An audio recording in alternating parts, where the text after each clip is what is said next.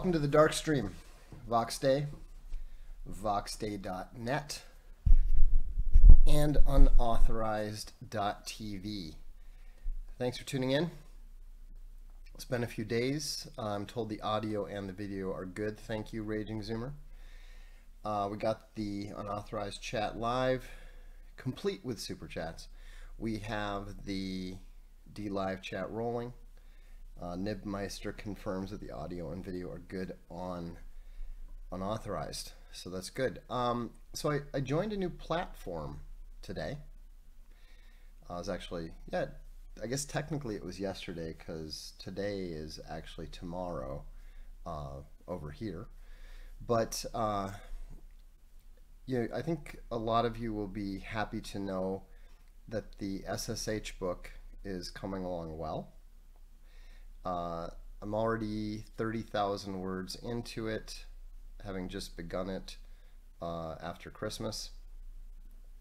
I was waiting really to get the Sea of Skulls done, which I've done, as some of you know, and still doing some cleanup there.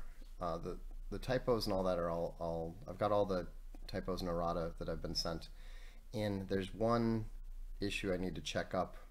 A continuity issue relating to one of the legions, just getting that sorted out. Once I've checked off on that, we'll get the file updated on Archhaven, and then we'll also start laying out the print edition. So that's coming along nicely, and I was planning to have the SSH book be about 60,000 words. I didn't want to have it be too long. Books that people actually read, that mainstream audiences actually read, are generally not 900 pages, nor does it need to be that long, but it's very clear that the book is necessary. It's necessary for there to be some sort of definitive anchor that people can refer to, whether they accept me as any sort of authority or not is really irrelevant. The point is that at least there's something that people can point to, and this particular book will have a little bit more implicit credibility coming as it does from the author of not only the SSH but also the person responsible for recognizing and coining the terms for the profiles of the gamma male, the sigma male, and the omega male.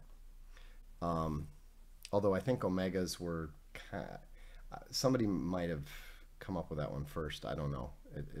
It's so obvious that I don't really bother bringing that up. Again, it doesn't matter. As I've said many times, it doesn't matter where the term comes from. It doesn't matter where the ideas come from, except in that sometimes when there is confusion, when there's multiple definitions for the same thing, then perhaps it's useful to be able to say, hey, this specific definition, this specific idea, at least has precedence and is also more widely accepted. So, but the key thing is there's got to be a book out there. There's got to be something out there. Now, in keeping with that, as you all know, I stopped doing Alpha Game, I think in 2016 or 2017, mostly because I found it just far too tedious to deal with the incessant, what am I, sensei? Tell me what I am. At the time, it just seemed so pointless and stupid and unnecessary. Well, human nature hasn't changed, but I have seen, and you have seen, we have all seen, that pointless and stupid and unnecessary is the human condition. Rainline said, regarding game, what needed to be said had been said by 2016. Yes and no. It's been said, but there's still obviously a lot of young men that either don't accept it, don't get it. You know, if you look at the number of young men that are pursuing women, not just for marriage, but even for physical relations, it's dropping considerably. Now, that is not indicative of a young male culture that does not need game. Now, maybe they have to be convinced that they would even like to use game or have any utility for it, but it's clear that we're not suffering from a surfeit of young men who have mastered the concepts or even accept or would recognize them. Now, obviously, some of it's out there, but there's a big difference between being vaguely familiar with terms and actually understanding and internalizing and being able to successfully apply those concepts to benefit yourself and others. Raging Zoomer says, would there be any utility in distinguishing between sigmas who are confused with alphas versus what could be coined an omega leaning sigma, or no? No, absolutely not. There's none whatsoever. Nobody confuses a sigma with an omega. I mean, that that sounds like an omega fantasy, kind of similar to the gammas who are like, I think I'm an alpha. Oh no, I think I'm a sigma because, you know, I feel like I am. I mean, it would be difficult to more completely fail to grasp the core concept of the SSH than to think that your opinion has anything to do with it. People keep commenting on the cask back there. The reason it's on the edge is it's perfectly stable. You know, it's not about to fall off. Anthony says the cask is looking at its big brother that isn't allowed to jump on the table. I only wish. Actually, I did get my cousin something. I did get him a better cask for Christmas than mine. The reason it's better is it's square, and so it sits up. It's not actually a cask; it's more of a box, but it sits up straight and it holds 5 liters instead of just 3. So, it's it's on the edge so that you can put the wine glass right up to it, and the pour spout puts it right in the glass. You don't have to move the cask around or anything. Although I now actually have, it's kind of pointless because I have to pick it up and tilt it now because the 3-liter bag inside is nearly empty. So, oh well. Anyhow, you know, I mean, I guess what I would ask you, Raging Zoomer, is why do you think that there would be any need whatsoever for that kind of distinction? I mean, obviously, I have my own ideas, but I'm curious to know what your rationale would be for thinking that there might be some utility in distinguishing between those two things. You know, again, I think as I've been writing the book, I came up with a new term of preference for what we've been calling the various ranks and behavioral patterns, and both are accurate. You know, there's nothing wrong with referring to the alpha rank, to the gamma behavioral pattern, etc. But I think probably a term that would have more utility on a regular basis is profile. because people understand what profiles are. They understand that they're very useful in understanding and describing people, but they don't have that same intrinsic relation to a concept of superiority. Now the problem is that it's a social thing. Rank does matter. Raging Zoomer says, it's a dumb idea. I was thinking of an alcoholic lawyer I know who isn't Gamma at all, but doesn't work hard like a Delta. However, his physical ailments make him Omega. Look,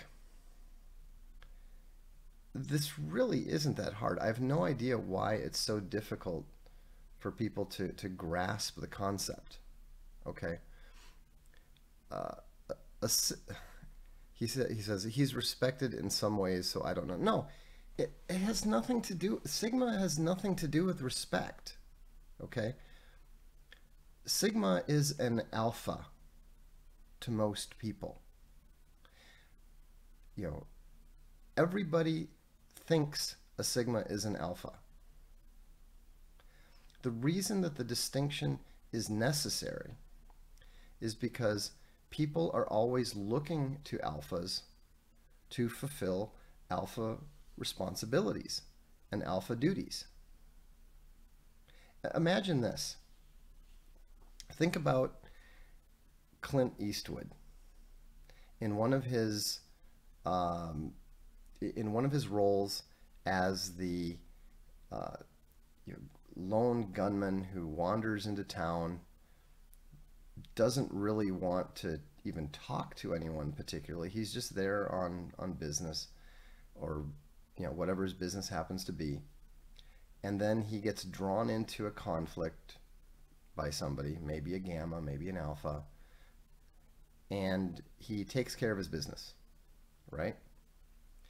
Now imagine that all the townspeople start walking up to him and behaving towards him like he's the godfather at the wedding of his daughter.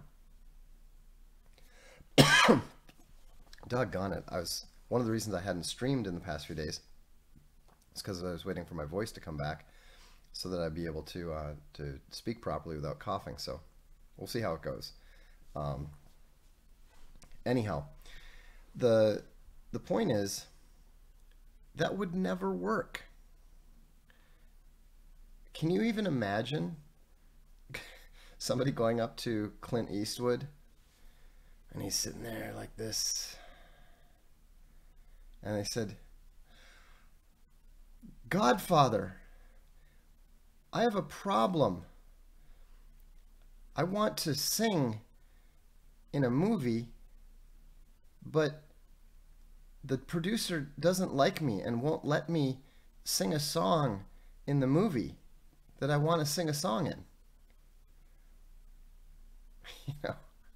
An Alpha looks at the guy and says, "Okay, I've got a responsibility for this guy. I'm going to take care of it, but you're going to have to do me, you're going to owe me one. You're going to have to do something for me, which will benefit my hierarchy, the Sigma, it doesn't even make sense." Imagine, I mean, you realize, whereas the Godfather is hearing his subordinate out,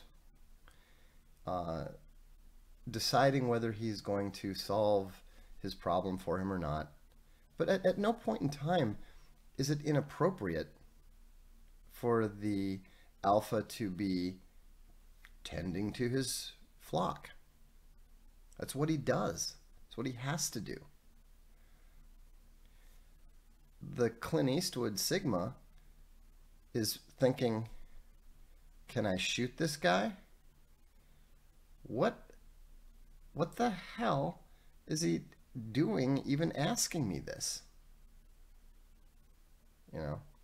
And so that's why the distinction is necessary, because far too many people look at the Sigma and they really expect him to do something that he fundamentally cannot do. You know, he can try, but he's not very likely to be anywhere nearly as successful as even a not particularly strong alpha. You know, all of our operations, Castalia, unauthorized, etc., suffer tremendously and fall short of what they could be because of my limitations. There's no question about this. And yet I can't have a conversation with, you know, an organization that I've got, you know, some connection to without them trying to put me in charge of it. It's flattering in some ways, but it's also maddening, especially if you happen to understand your limitations. If you happen to understand, hey, this is really not what I do. And so, you know, stuff related to the sociosexual hierarchy is way more important and way more significant than what you are, than what I am, than what he is.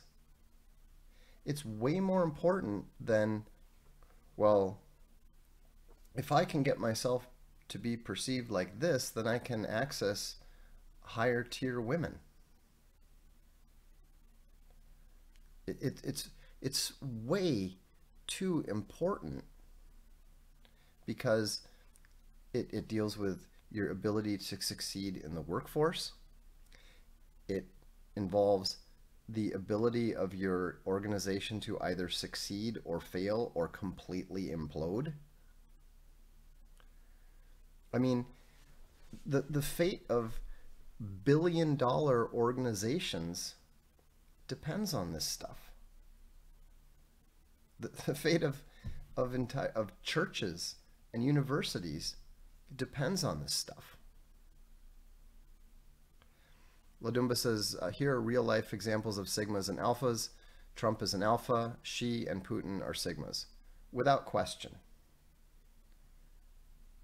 You know, without question. Putin is definitely a sigma.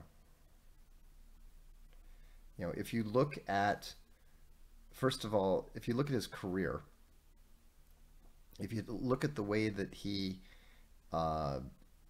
behaves, the way he speaks, the way he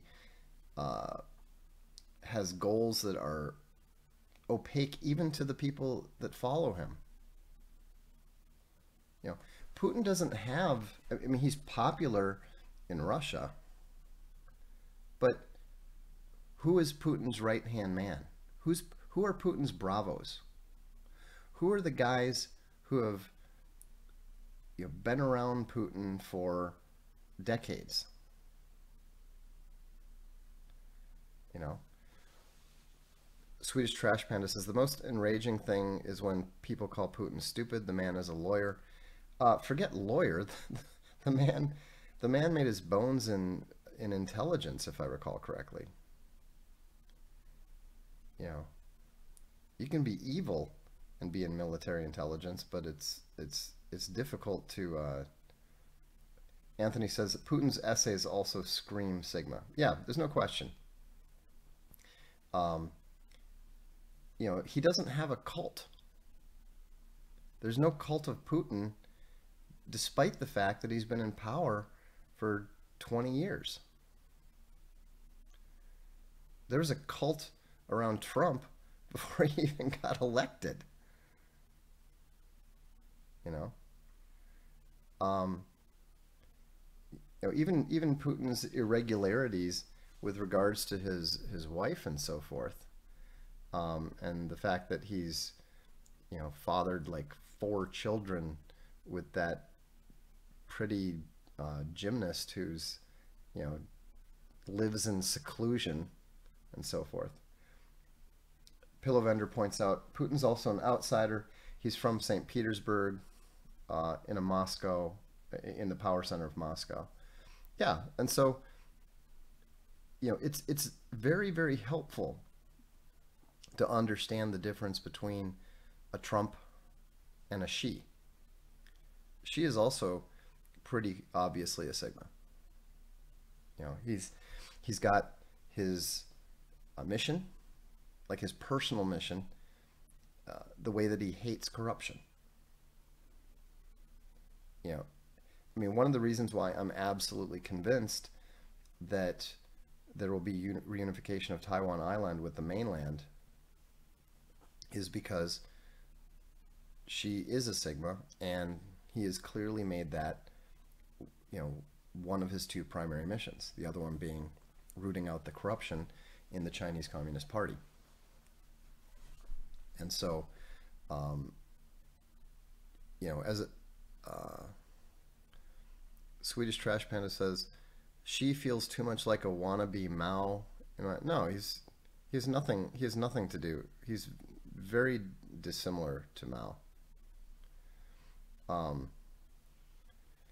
Yeah, Mao was far less intelligent than Xi. Don't forget, Lee Kuan Yew, who is probably the greatest politician and one of the greatest political minds of the 20th century, when asked, not long before he died, he was asked, which world leader do you think is the most intelligent and capable? And he said, it's not even close. Xi is head and shoulders above everyone else. So keep that in mind, especially in light of the respect that one has to have for Vladimir Putin, or even for Benjamin Netanyahu. You know, I read one of Benjamin Netanyahu's books, the book he wrote on terrorism. I read it in high school. He's a smart guy. He's an evil guy, I think. I don't know if he always was. You know, I always thought he was a good guy back in the day, after reading his book and so forth. It seems like he took a ticket at some point and became pretty corrupt. But if someone like Lee Kuan Yew, who knew Mao, who knew Deng, and says that Xi is smarter than all of them, I think we have to at least take it seriously. Sunlight says, recently more military uprooting by Xi. Yeah, he purged like 9 of the highest ranking generals. Some are saying it's corruption. Others are saying that this is preparatory to war, which is quite possible. I mean, remember, we're positing that Xi is extremely intelligent. So if you're extremely intelligent, you're probably able to do, before going to war, what most leaders find themselves having to do after going to war, which is getting rid of the generals who won't fight. The classic example being Lincoln getting rid of McClellan and replacing him with Grant. That's possible. I have Sunlight says, I've read both takes, no way to tell on my end. Yeah, I have no idea either. Yeah. I doubt it's just basic corruption though, because I think that would have already been taken care of. If it was just part, you know, they got rid of something like 88,000 officials, ranking all the way up to the Chinese equivalent of a Supreme Court justice. The idea that they would just happen to miss 9 very high-ranking generals, I'm very dubious. Thoughts on Millet? Millet is a globalist creature. He talks libertarian, but libertarianism is ultimately a form of globalism and is economically in service to the globalists. On the global level, libertarians are just as bad as communists. I know that's hard for us to imagine, but I think we have to, at this point, conclude that it's true.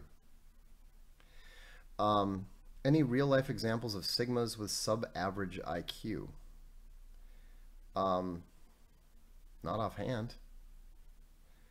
I mean, maybe. I haven't seen the movie, but Uncle John's Band has a good article on the way that Dazed and Confused is a much better Hollywood take than usual on the SSH.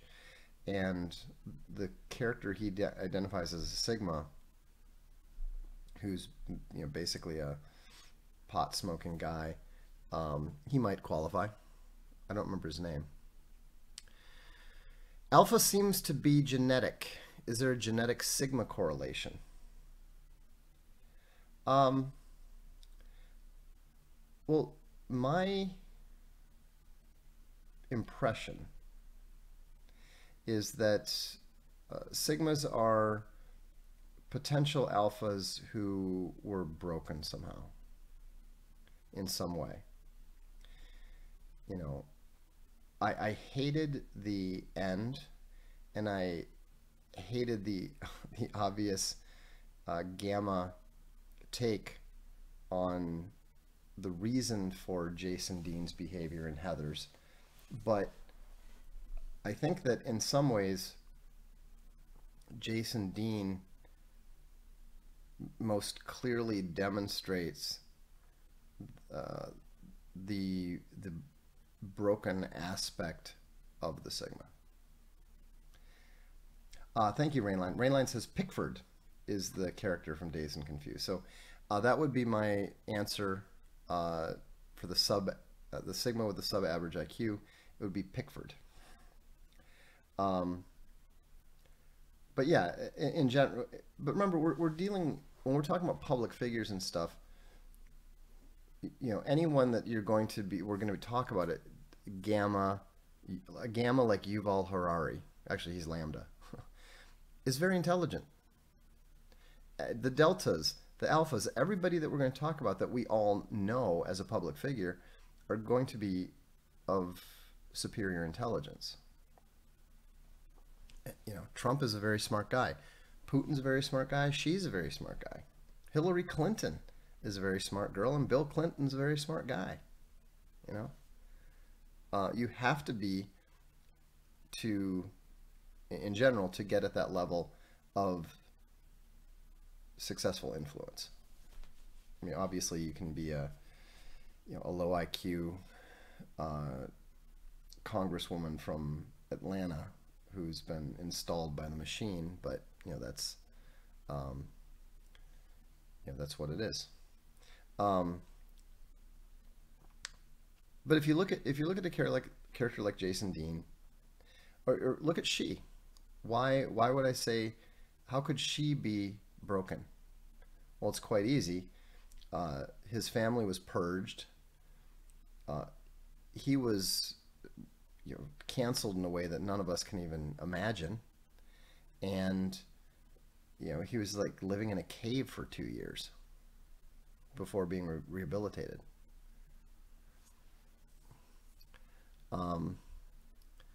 Just Big Bone says, hence the personal mission and that Sarah McLachlan song. Yeah, building a mystery. Building a mystery is probably the most informative ode to a sigma, ode to a real sigma from a woman. Which is interesting because I was reading an article that somebody posted on Social Galactic, and it said something like 32 examples of real sigma males or something like that, and it was so absurd. I mean, there was maybe one, maybe two indicators of possible sigmas. Most of the stuff was just like, hey, Here's a dorky gamma doing something stupid. Here's a random delta doing something romantic. It was like they somehow, it was like the woman who wrote the article somehow translated that sigma means things that girls like.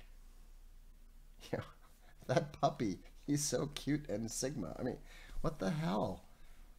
Again, this is why we need the book. You know, at least we have a way to point people to things, point people to something and say, look, you know, this is what you're saying is just flat out nonsense. You know, because many human beings are narcissistic. And if you think about what narcissist actually refers to, it means looking into a mirror and seeing yourself. Looking into something, looking into a lake and seeing yourself. What people who are trying to redefine sigma, and it's the same thing that happened when game first hit the public consciousness and people became familiar with the term alpha, is you started seeing people redefining the mirror. Yeah, I mean, it was downright funny. Eric Raymond, the programming demigod, who's very smart, very talented, very accomplished. I don't think anyone would confuse him with an alpha, ever. He wrote a moderately, it wasn't a complete wall of text, to give him his due, but it was a fairly long thing explaining how he is a natural alpha, and he has proof because he's picked up women at science fiction conventions and Renaissance fairs. I mean, he's not like those alphas who pick girls up in the clubs. He's never done that.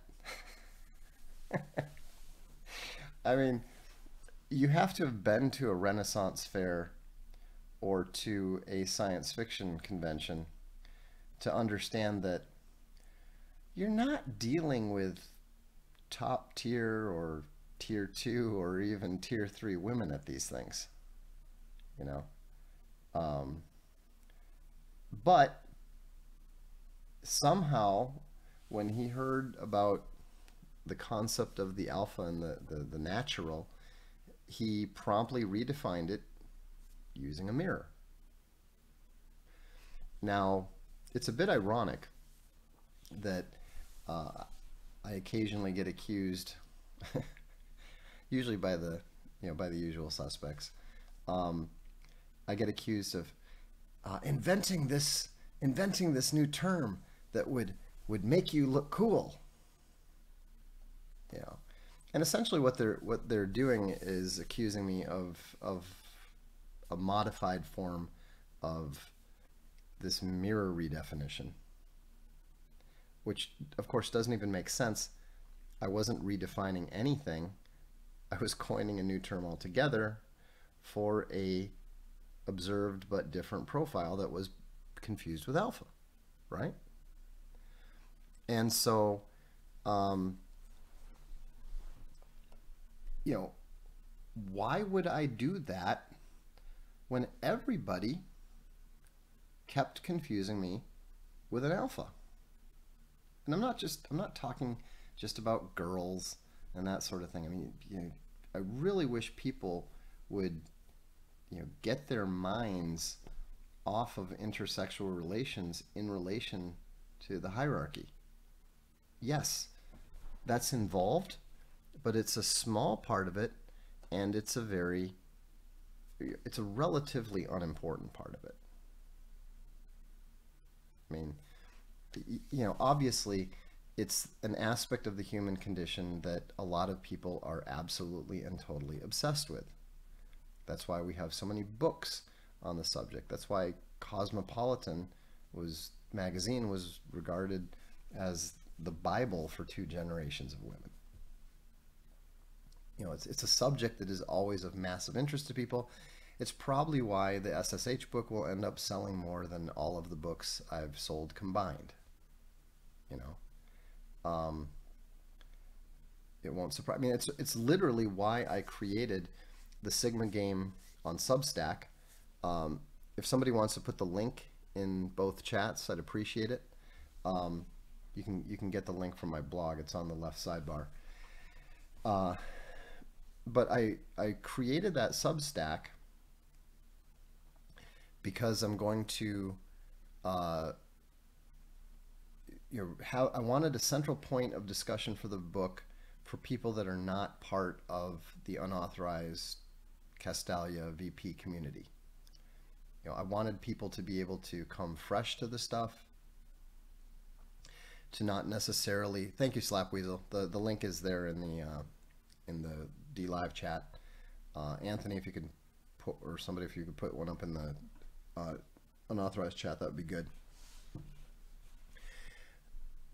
But I wanted there to be a place where people could ask questions, where people could access some of the old posts from Alpha Game that I'm gonna bring some of them over, generally with some commentary. Like today, it was interesting to go back and visit a 2012 post about the effect that more women in higher education than men was having on the marriage rates. I identified back in 2011, I think I posted it on VP, I need to look it up, but Susan Walsh and I, thank you, Cactus Eater Bear.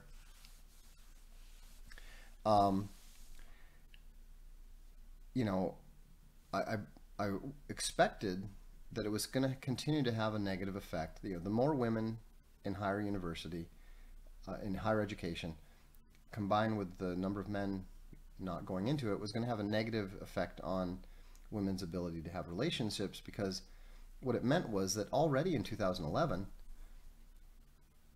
1/3 of women in college had no chance of a hypergamous relationship. They were going to be there. And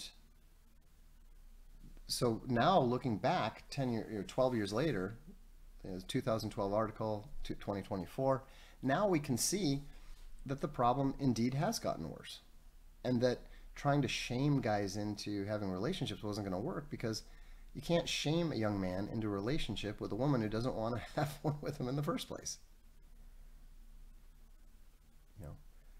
It's the women that are the problem here, because a college-educated girl, quite reasonably, expects to be with a college-educated man. She values her education. She does not respect a guy who doesn't have a college degree, because it's something that she values. He is literally lower value than her, and it doesn't matter how much smarter he is. As a general rule, people don't value intelligence. They might envy it, but correctly, they don't think that it makes you a more valuable or better person. In fact, the higher your intelligence, the more people tend to suspect you of being up to no good. Or at least being threatening to them in some way that they do not want to countenance. Sir Hamster says, got an ankle biter already on that first article. Sir Hamster, would you mind copy that and paste it, if it's not a wall of text. If it's a wall of text, just grab the salient point and put it in here. I'm just curious. Let's all enjoy this historic first ankle biter.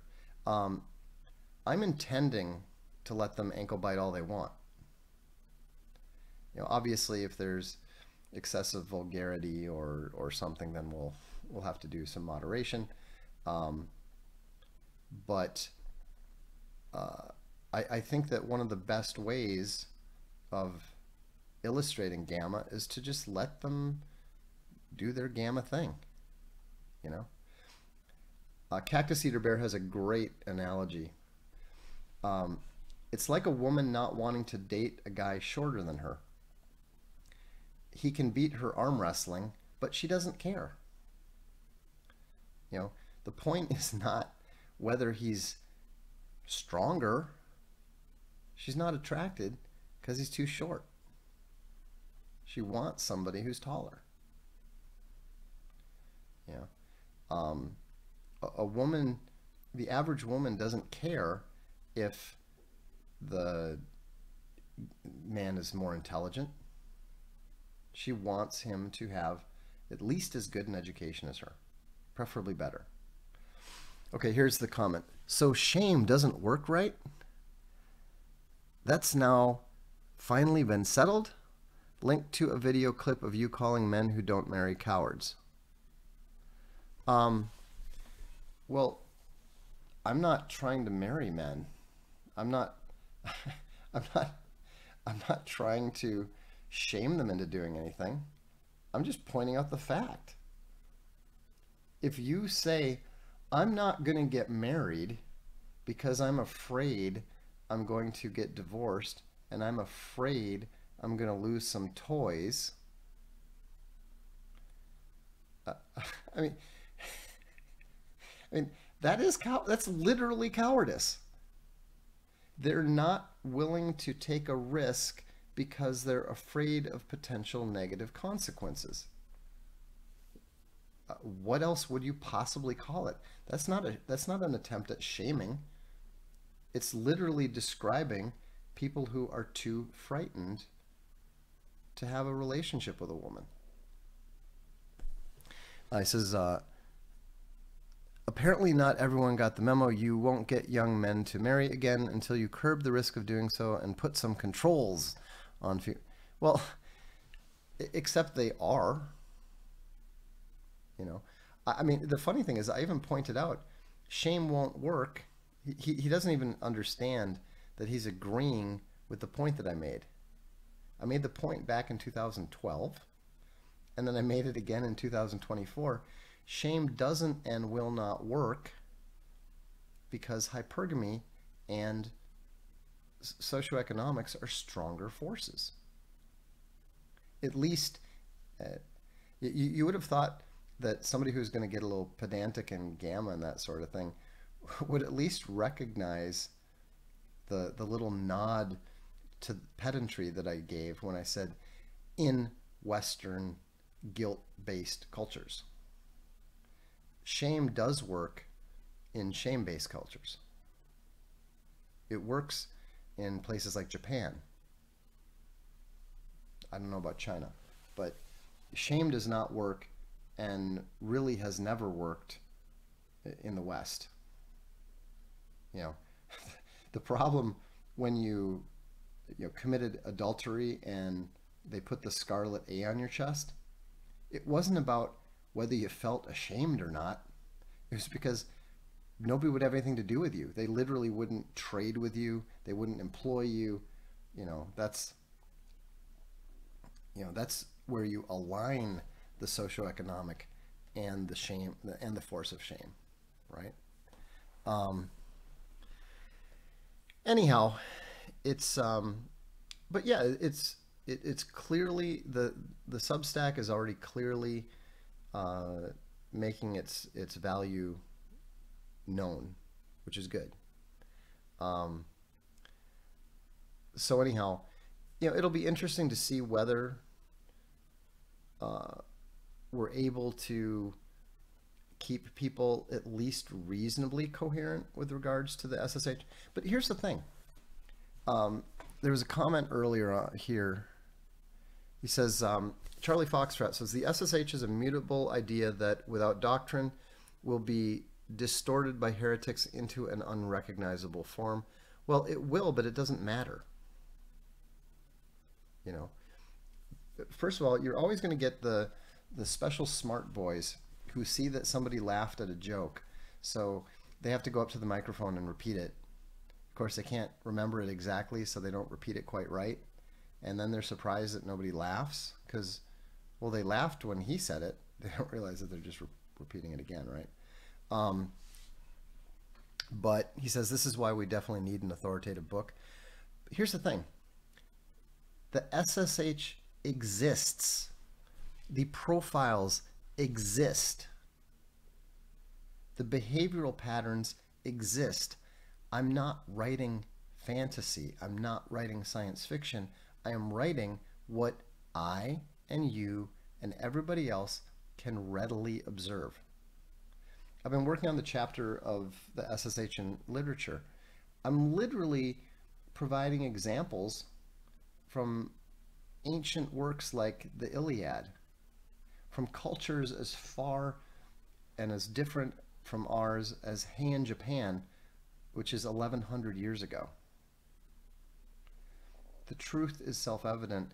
The SSH is the truth. The labels don't matter. You know, it doesn't matter that Bravo is not a Greek term. It doesn't matter that Gamma is supposed to come before Delta. I mean, I don't know how I could make the point about the titles being irrelevant any more clearly than by mixing the languages and the order. You know, there's a subtext there. Don't get invested in the name. Remember, it's not like Sigma is a naturally cool name and Gamma is a naturally lame one, right? They have come to be perceived as cool or as negative because of what they're being used to describe. Gay was never an insult until homosexuals adopted it in an attempt to have a more positive subtext to their behavior in the way that they were perceived. It didn't work because the positivity or negativity of a term derives from what it is used to describe. You know, that's the way language works. And so terms that are only descriptors are going to be positive or negative on the basis of what they are describing. Yeah, gamma rays used to make superheroes. You know, it was a cool sci-fi term. You know, anyhow, it's yeah, crippled, handicapped, disabled, differently abled, and now it's just special. You know, yeah, I mean, even the word special, which used to be very positive, has now become, you know, a rather humorous negative term because it was adopted by the crippled. You know, now people, when somebody says something stupid, they talk about them, you know, riding the special bus. You know, I mean, there's a, although, you know, you have to respect Jose Mourinho, who was a one-man program for returning the term special to its proper meaning.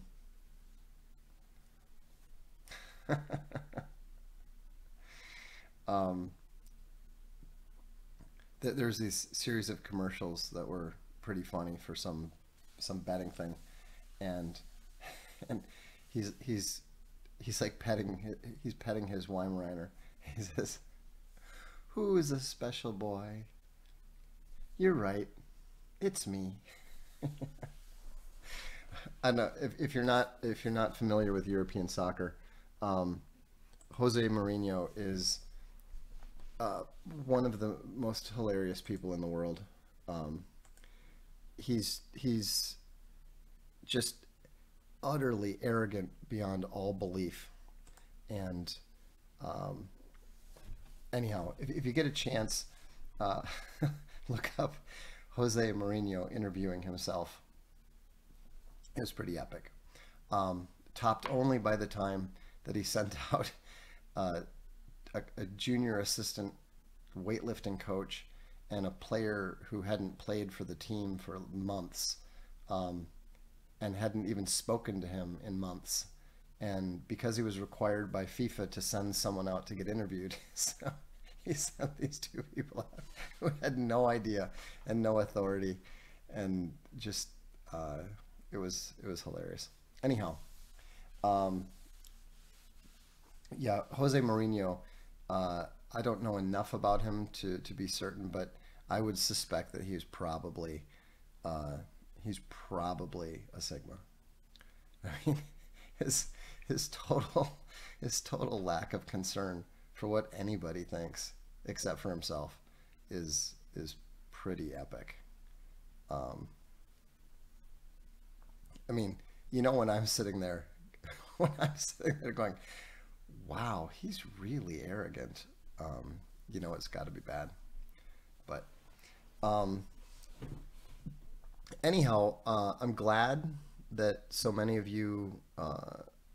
How many of you have actually subscribed to the Substack, the Sigma Game Substack yet? Has anybody here done that? Because I was really surprised that it's like moving up on 1,000 subscriptions. These are free subscriptions too, by the way. I think it's like already moving up on 1,000 subscriptions, which I was talking to a friend who is also on Substack, and he said that that was pretty quick. So, and pretty well. Well, thanks to all of you who have subscribed. For the rest of you who haven't subscribed yet, give it a shot. It doesn't cost anything, and it's something to think about, because I think what really drives the traffic there is the way that they've got the email attached. So via RSS, yeah. So anyhow, it's it'll be interesting to see how it goes. It'll be interesting to see how much it breaks out into the mainstream. Now Substack has announced that it's going to start like kicking Nazis off, so which is not a problem for me, obviously, but it'll be interesting to see how quickly they expand the range of unacceptable thoughts and unacceptable concepts. So I think it's pretty vanilla as these things go, but we'll see. They call me Cordell sends the first super chat. Thank you. Thank you, Cordell. Do you plan to link Sigma Game articles to the main blog when it's relevant? No, I don't think so. I mean, I think that most of the stuff that's on Sigma Game is going to be, relatively obvious. I don't think that the readers at VP are going to be surprised by anything that appears on the Substack, that appears on Sigma Game. And obviously, if you're interested in both, then just subscribe to it and you'll get the emails with the alerts and so forth. I set up Alpha Game separately from VP very intentionally, and I think that was the right thing to do. It was effective. One thing that I'm going to try to actually embrace is we're going to, I think, do a bit more question and answer stuff. We may get to the point where once a week, maybe once a week we do a Sigma stream and we talk about those subjects specifically, which of course frees us the rest of the time to not talk about them, which of course is one of my goals. I have other interests, and I'm not that terribly interested in, you know, hearing from a bunch of deltas who suspect that maybe they might be an alpha because a cheerleader smiled at them once, you know. And also, I've learned over the years to value that which works. You know, we Cernovich was the one who taught me, you know, if something's not working, stop pushing it, and if something is working, do more of it. And one of the things that I just didn't do that I probably should have done is instead of just shutting Alpha Game down, I probably should have written the book then. You know, but you know, I didn't feel comfortable really committing to doing another book when I hadn't finished A Sea of Skulls. Now that I'm older, and now that I'm frankly more conscious of being older, and more conscious of, you know, how much time was wasted. I mean, if you think about it, 2017, we're in 2024. I mean, I essentially, I wouldn't say entirely, but I essentially wasted, you know, a lot of time that could have been productively used writing-wise, just because I didn't get A Sea of Skulls finished, and I didn't want to fully commit to something else. I mean, we got some stuff done in between then, obviously, the whole comics thing and whatever, but the SSH book is something that I really do have to get out, and fortunately, it's already half done. I suspect that it'll be done by March. We'll probably also in March have a crowdfund that will support both the SSH book and the Hypergamos book, and so that should be exciting. In fact, we would probably do it now, except for the fact that I'm not willing to do it until we actually ship Alt Hero Q and the first volume of Midnight's War. So that's what we're working on. Anyhow, that's all I've got for tonight. Thanks for tuning in. Glad my voice held up. The next Darkstream, we will finish the 2023 reading list, and hopefully we'll have an announcement or two. In case you haven't noticed yet, the Castalia Library January-February book is Losing Military Supremacy by Andrei Martyanov. It's an excellent book. You know, it's one that even if you don't subscribe to the library, you might want to consider picking up if we have any left. Just a very, very impressive book by a very, very quality observer. The next 4 books to ship are Volume 1 and Volume 2 of the Cambridge Medieval History to the History subscribers. The Junior Classics 7 and 8 Leather to those backers. Right now we're working on the final touches of Pride and Prejudice and the Landmark Thucydides. Yeah, Arts of War is behind because I need to finish getting the interior illustrations done and together, but that's very high on my list now that Sea of Skulls is done. So that one, Arts of War being delayed is entirely my fault, just to be clear. That being said, it's definitely going to be worth it. So just as always, sit tight. We will deliver it, and you will be happy with the wait. I mean, I know it's irritating, but these things take time. You don't get the quality that we're doing without that. You know, for example, we could get started on the Iliad and the Odyssey right now, except for the fact that we haven't nailed down the bindings, or the hubbings. You know, we're trying 2 different approaches. Both of them might work. And we're also shooting for like a Franklin Library quality, not an Easton quality. But you know, I know it's painful, and I know it's irritating to wait, but I think we've proven, whether it's from Sea of Skulls, etc., that things are usually worth the wait. Sunlight, join the library thing, or at least go to library thing. There's a link on the sidebar. It'll tell you what's up. So, anyhow, thanks for tuning in. I'm VoxDay, and this is the Darkstream.